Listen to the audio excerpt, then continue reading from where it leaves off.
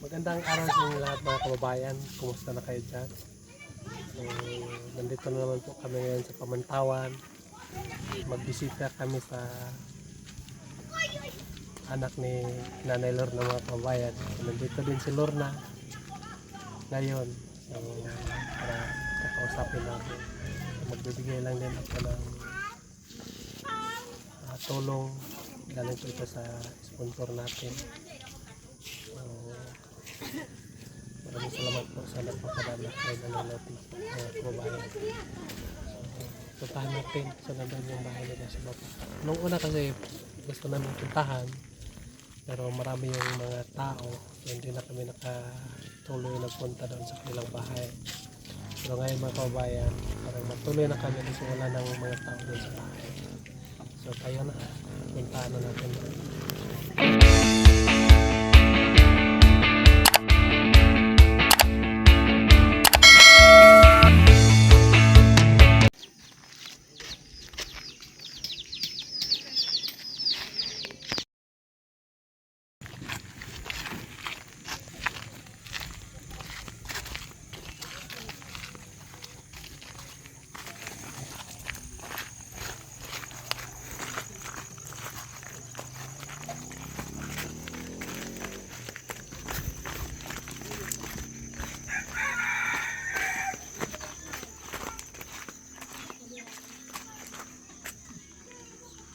Baik bayar ya? Masih?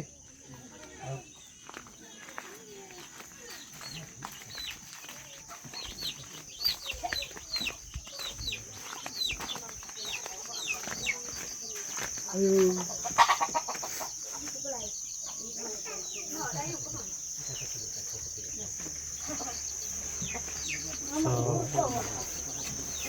So, ito pong bahay sa anak ni Lord na mga kababayan. So, ito natin.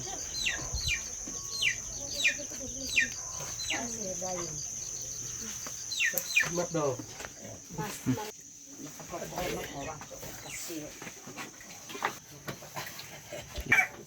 So yun mga kababayan, so nandito na kami sa loob ng bahay. So nandito si tatay, dito si Nanay Lorna, at saka nandito si... Anong pangalan mo, Day? Nida. Nida. At saka yung mga anak niya ay nandito, no? Kaninong anak to? Anak mo yan? Sini pangalan. Pangalawa. Ay karamog. Sini tanan anak din Dili, sini. dili. Panganay. Panganay, Sa ini ikadalawa, panganay. ikakatlo, Ano? kaapat, Ato. ikalima, Kani. kaunom yan. Ano? So, yung anak niyo ay ating isa lang yung lalaki. No? So, ito pala yung anak ng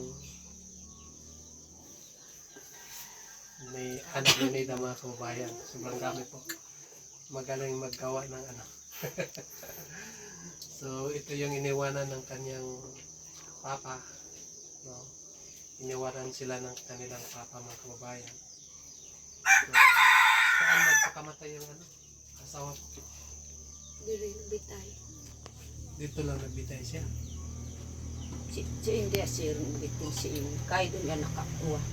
Kay lugsang nang sukop pa kay. Malapot na ko kuha rin.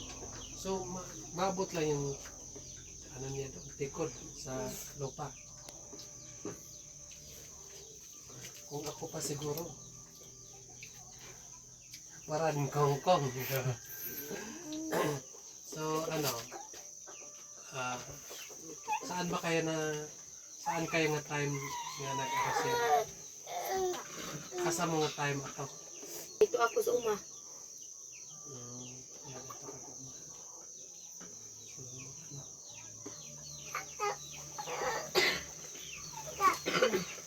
ito po yung kanyang asawa mga kababayan. Itong nakamatay.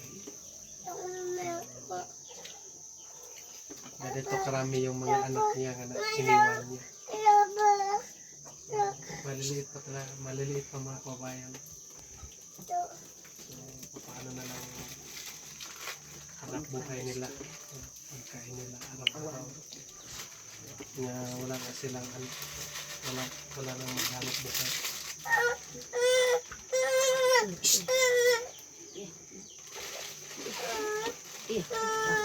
So si nanay mga kabayan, ulit doon sa kanilang bahay.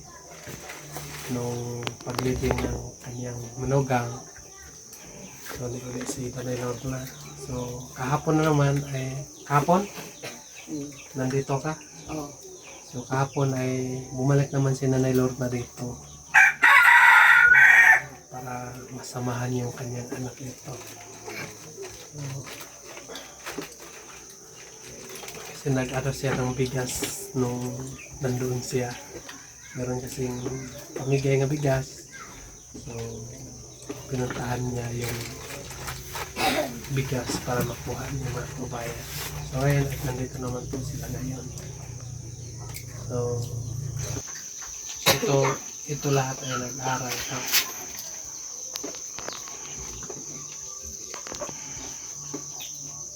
Sa eskwela si Tanan. Eskwela tanan apa sila isa. Ini high school o ini. Kaya kahirapan ko sa mahalok mo gamitin bambolian. Kaya taga bambol ko aman amoy rin. Ito pala mga kabayan na nag-aral na ito lahat. So silang ano yun.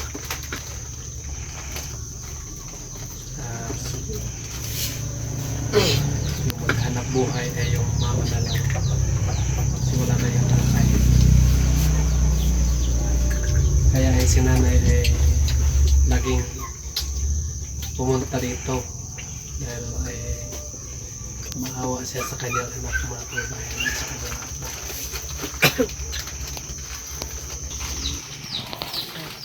Ulang na, mura ninyo kanina pa. Kurangin mo pa niyo ito. Kamuti, ito tawag nga kamuti na. Kasilo. Kasilo, isa nga tawag na may galang, rainbow. Rainbow. Nanay maning uban ano.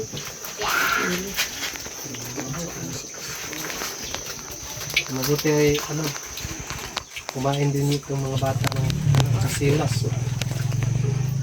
Parang tinong sa ini.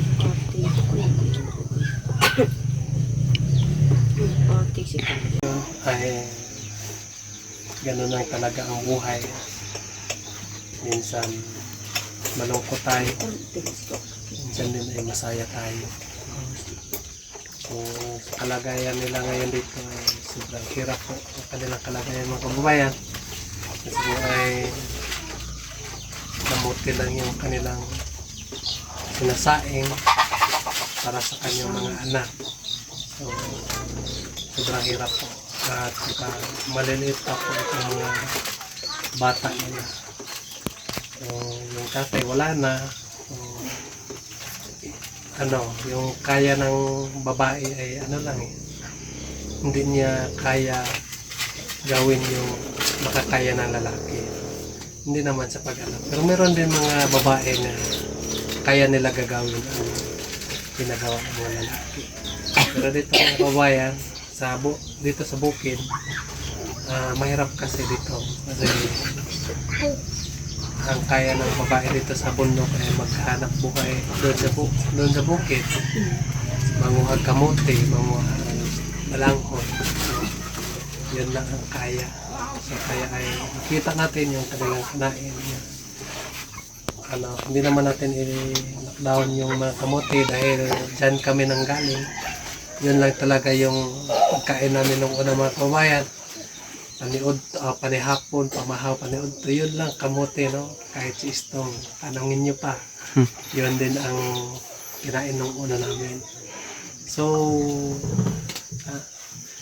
nakaano naman din kami mga kabayan. Nakita din yung malulusob din pa rin kami dahil kahit kamote lang yung pagkain namin. Pero sa ngayon mga kabayan, parang dahil sanay na sa bigas. So, itong mga kamote ay meron pa rin kamote pero sanay na talaga sa bigas. So, dito tayo kay nanay mga kababayan. Focus muna tayo kay Nanay Lorna. So, marami kasing nagko-comment na bakit daw ang saya-saya ni Nanay Lorna. No? So, kasi yung pagpunta namin doon ay sobrang saya po sobrang saya po ni Nanay Lorna mga kababayan. So, tanongin natin si Nanay Lorna bakit siya masaya nung nandoon kami sa kanya. Bakit ka daw masaya, Nay? Yung nagpunta ako sa bahay niyo, sobrang saya mo doon. Ang kuan sir. Nasaya ko sir para si Ninita dili gyud matintal mo eskwela.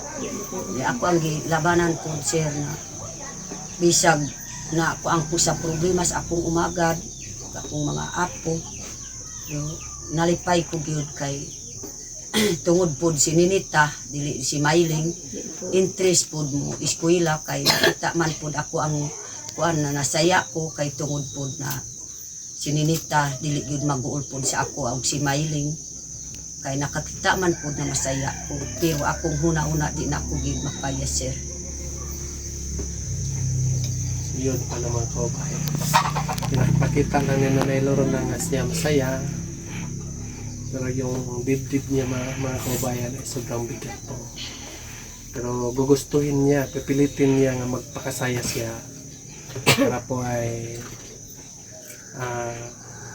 makita din ni Ninita, makita din nila Maylin na masaya po si Nanay Lorna para po ay sila hindi rin sila malungkot nga manood sa vlog namin dito kay Nanay Lorna. So yun pala yung purpose ni Nanay Lorna. So nakita ko kasi nga sobrang saya po niya nga nagkita kami doon, no? Marami pa kami mga kwentuhan. Sabi ko ay iba si Nanay Lorna ngayon. So yun pala. So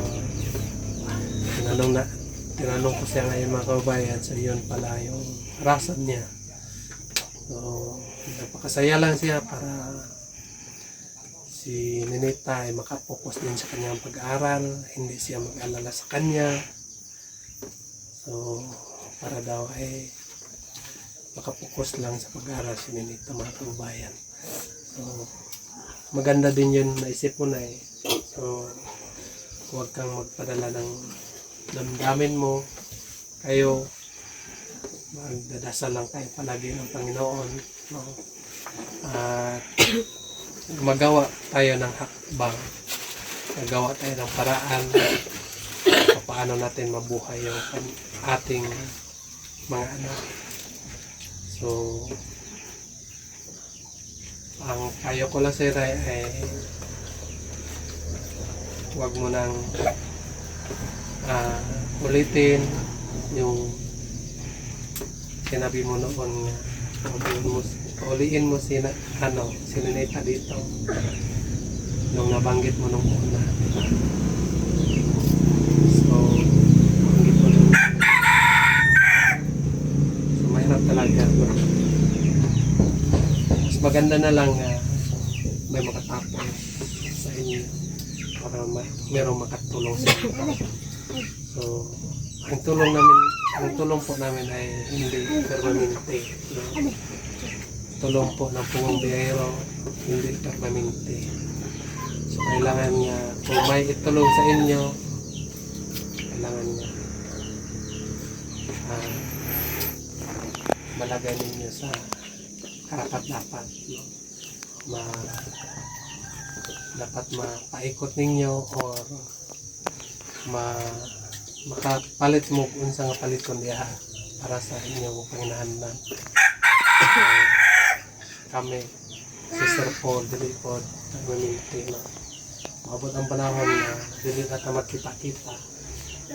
So kailangan nga samtang napay mga blessing, napay mga panalangin nga maabot.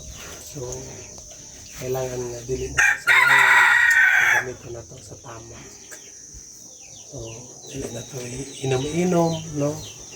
So kailangan nga paligid mo kinahanglan. So sa akin naman din na nung una ay di ba binigyan din ako ni Sir Paul ng pera. Kaya unang-una bigay siya sa akin ng 5,000. Galing din yan sa sponsor. No? Tapos, ang ginawa ko doon ay nabili ako ng medisina, nabili ako ng abono, so nagpatanim ako ng mais. So yung abono ay yung abono ay para yun sa aking mais.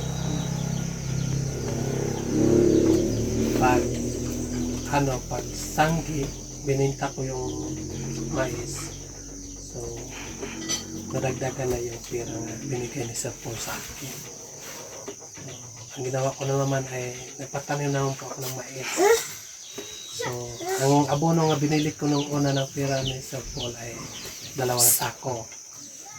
So, nabili naman ako ng nadagdagan na yung pera dahil nag-harvest na ako, nabili na ako ng 4 na sako na abono. Saka nagpatanim naman ako ng mais.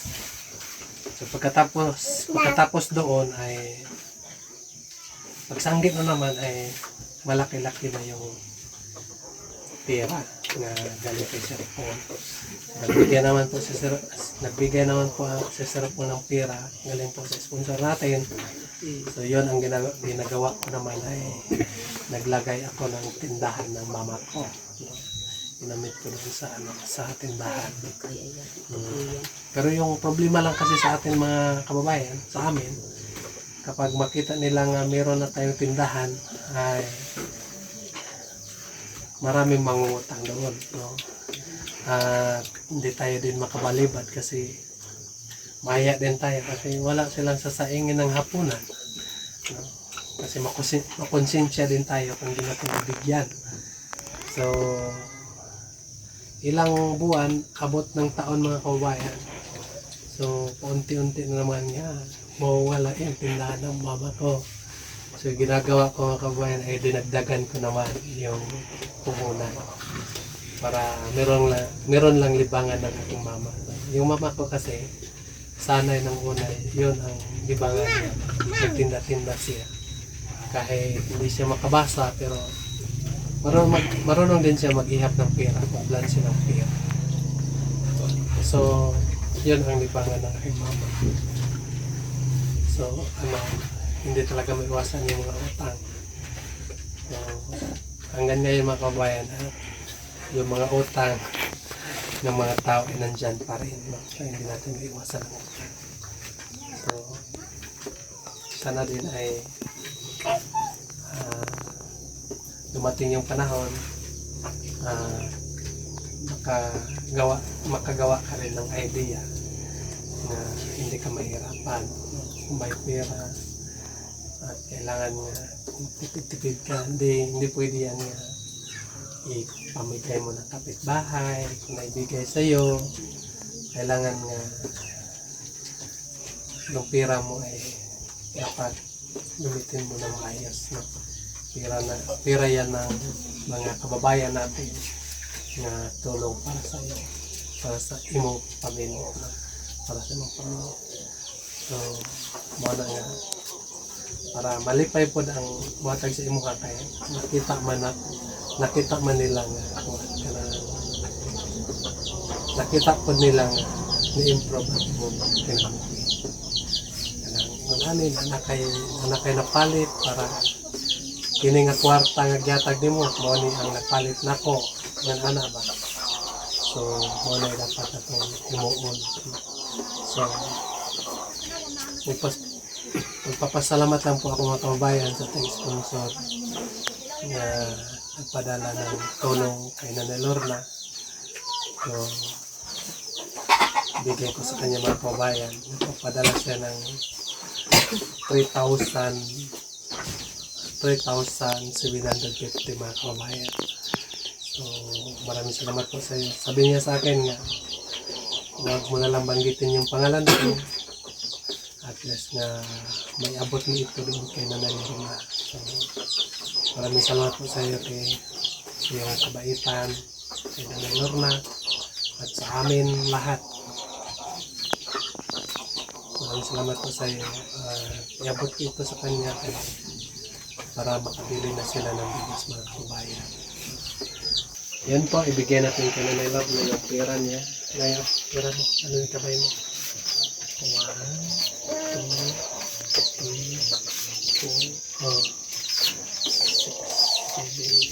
maliit. So, maraming salamat po sa nagpapadala kay Nanay Lorna. Galing po yan sa ating mga sponsor natin. Galing po yan sa ating sponsor. Maraming salamat po sa iyo. So, hindi ko na lang babanggit yung pangalan mo kasi yun din ang gusto mo, hindi na lang banggitin yung pangalan. No? So, at least lang makatulong siya mga kabayan. So, ang Panginoon na lang ang bahala sa kanila. No? So, ano masabihin mo na sa nagbigay ng pera? Pasalamat ko po sir ani kay parang makapalit ni bugas kanang imong gihatag na una sir. Ako ang gipampalit og kuan medisina ug ako ang gipainadlaw sir. Pampalit ko abonog maning kamot ko sir tan-awa akong mga apo sir. Lipuri akong apo tan-awa gud mga ang kakamote. Tungod sa wa na iyang papa na ikalima pa karon gabi. Kini po ipankamot ko po palit og bugas kay para sa akong mga apo. Kanang una po imong gihatag ako po gi paina daw sa hagbas para po na naapod akong kuan sa kanang kamuti. Akong itanom mais para dili ko tumon akong apo. Salamat gyud sir. Kana po sir trapuin sa akong umagat pinangga ko gid akong umagat. Pagyud na ako sa iyang mga asawa akong anak. Sige ra gid dahida akong anak mubangon ang mga bata sige hilak. Salamat gyud sir na maluoy ka sir. Si Tita Pibila tanan po nagkumit sa ako. Dako yun na salamat na tanong sa Ginoo sa inyo kasing-kasing ma'am. Sir Biyahiro, mga unsapa po nag-comment sa ako. Ayaw gid kabalaka, ipakuan ko ninita, bisag makahila ko ninita, mahiling paning kamot gid. Kanang usahay ra malipay ko, usahay dili, murag di ko gid maagwang tamulipay-lipay ko kay para ninita, di kagyud makuan mo eskwela matintal. Paningkapot gyud ninita, mailing. Ayaw patintal diri sa amo sa bukid. Gusto ko makalampos kagyud ninita, mailing para makatabang mo sa amo diri. Tanawas imong mga umangkon diri daghan kaayo. Kuapa po na, kuan natapos po na, imong umangkon diri. Upat na lang mo nakadugtong diri. Haning kamot gyud ninita, ayaw gid mahawa dias Manila. Imong kuan si ma'am, mag-atiman sa inyo ha, si sir. Di ka malipay, nagwapo imong kahitan dito sa Manila. Ako nagkagwanta kay nawa ko.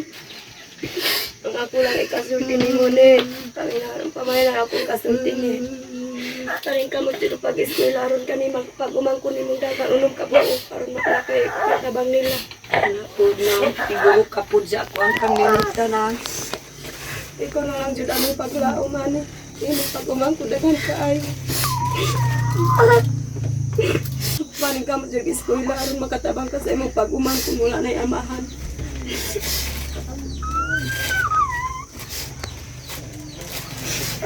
Ninita di kagyud kuan. Paning kamot gyud ayaw nag-ingog ka ng uli ko kay di ko makabas. Ayaw gyud ana pag-akuan tagyud dinita. Pagkauman ka mauna ka magkuan, sige ka balik-balik ng eskwela ka mauna ka basa. Mailing ikaw pud mailing tudloy pud sininita ayaw pasagri dito sa Manila. Muli kag eskwela tudloy gyud sininita ayaw pasagdanin. Ayaw pagtulog-tulog mailing tudloy imong maghul. Yun po mga kabayan. Nakakalungkot naman po ang sinasabi ni Nanay Lorna.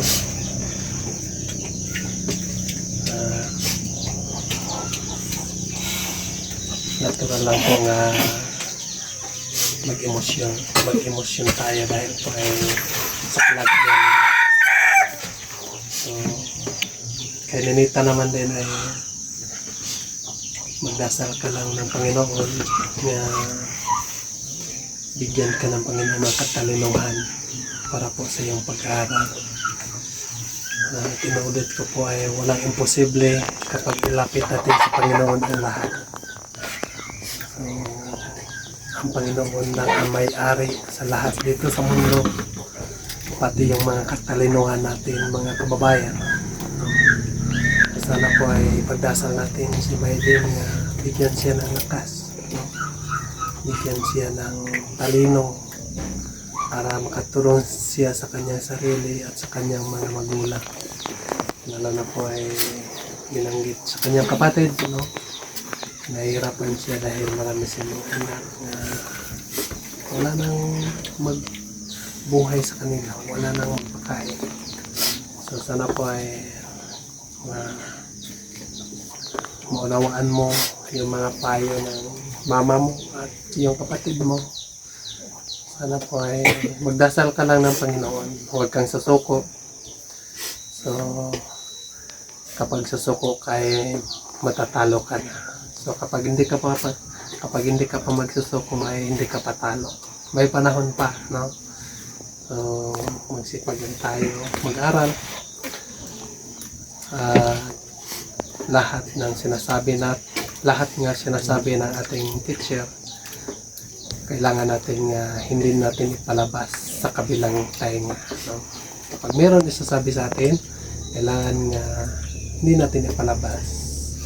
Kailangan ilagay natin dito sa ating utak, sa kahit saan tayo, hindi natin yan. Tsaka thank you sa nagpapadala kay Nanay Lorna. So, maraming salamat po sa iyo, sa iyong kabaitan. Sana po ay huwag kayong magsawa na manood ng vlog namin ng PBT. So, si Sir Paul ay nandoon pa sa kanila ngayon kasi nagpapagaling pa mga kabayan, no? Dahil po ay alam niyo naman nga galing siya sa ospital, ay nadenggi po siya. So, kapag makalabas ka na ng hospital ng kababayan, hindi ibig sabihin niya nakalabas ka na, ayos ka na. So meron ka pa ring mararamdaman nga minsan mabigat yung katawan mo, minsan meron pang hindi ka gusto pumunta doon sa doon ka lang sa bahay. So nandoon pa si Sir Paul ngayon sa kanila. So siguro ay ngayon nga buwan ay pumunta sila dito mga kababayan, so magkita-kita naman po kami. At si Tita Bibilab din ng mga kababayan ay nandoon din sa kanila ngayon. So baka ay hindi ko rin alam kung pumunta ba si Tita Bibilab dito sa Davao para magbisita sa kanyang mga scholar dito. So sana po mga kababayan ay susuportahan natin lahat ang PBT, no?